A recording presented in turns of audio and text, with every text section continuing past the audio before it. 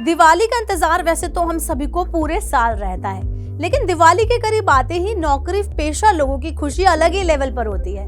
अरे दिवाली का महीना बोनस का महीना जो होता है, सरकारी हो या प्राइवेट, ज्यादातर कर्मचारियों को इसी महीने एनुअल बोनस मिलता है। बोनस यानी पैसा, पैसा यानी खर्चा। यही तो कारण है कि दिवाली आते ही खर्चे हमारे दिमाग में घूमने लगते हैं। किसी को नया मोबाइल लेना है, किसी को लैपटॉप, तो किसी को टीवी, लेकिन बहुत कम लोग हैं जो पैसे का सही इस्तेमाल करते हैं। जी हाँ, अगर आपको भी इस साल बोनस मिला है या मिलने वाला है तो हम आपको बताएंगे कि किस तरह एक मुश्त मिले इस पैसे का समझदारी से आप इस्तेमाल कर सकते हैं। बोनस की इस बड़ी राशि का एक अच्छा इस्तेमाल अपना कर्ज चुकाना होता है। आर्थिक रूप से फिट रहने का एक तरीका कम से कम कर्ज का होना माना जाता है। अगर आपके भी एक से ज्यादा लोन चल रहे हैं तो पहले आप उस कर्ज को चुकाने की कोशिश करें जिसकी ब्याज दर सबसे ज्यादा है।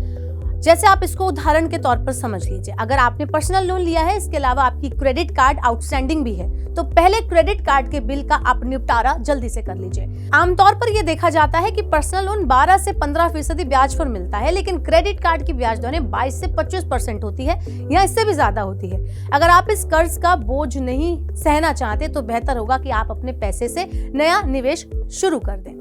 अगर आपकी नौकरी नहीं है और आपने अभी तक कोई निवेश भी नहीं किया है तो इस शुभ शुरुआत के लिए बेहतर मौका है कि आप अभी से अपना निवेश स्टार्ट कर दें। अगर आप युवा हैं और आने वाले समय में नई बाइक, कार या कोई बड़ा खर्चा करना चाहते हैं तो आप अपने निवेश को लंबी या छोटी अवधि में भी बांट सकते हैं। अपने पैसे को बचत खाते में यूं ही पड़ा ना छोड़ें, ये बहुत ही गलत डिसीजन होने वाला है आपका। अगर ये डिसीजन है तो आप छोटी अवधि के लिए डेट फंड में इन्वेस्ट कर सकते हैं। वहीं अगर आप पहले से निवेश कर रहे हैं तो आप बोनस की राशि की मदद से अपने निवेश को, अपनी इन्वेस्टमेंट को बढ़ा भी सकते हैं। म्यूचुअल फंड में आपको SIP की बजाय एक मुश्त निवेश का भी ऑप्शन मिलता है। ऐसे में अगर आपने रिटायरमेंट या अपने बच्चों की पढ़ाई के लिए देरी से निवेश की शुरुआत की है तो आप इस एक मुश्त निवेश से, एक मुश्त राशि से बढ़त की प्राप्ति भी कर सकते हैं। इसके अलावा अगर आपकी टैक्स देनदारी है और अभी भी टैक्स सेविंग निवेश ऑप्शंस के बारे में सोच ही रहे हैं तो याद रखें कि नवंबर आ गया है, आपको मार्च तक टैक्स के टारगेट भी पूरे करने हैं। इस तरह आप टैक्स सेविंग्स के लिए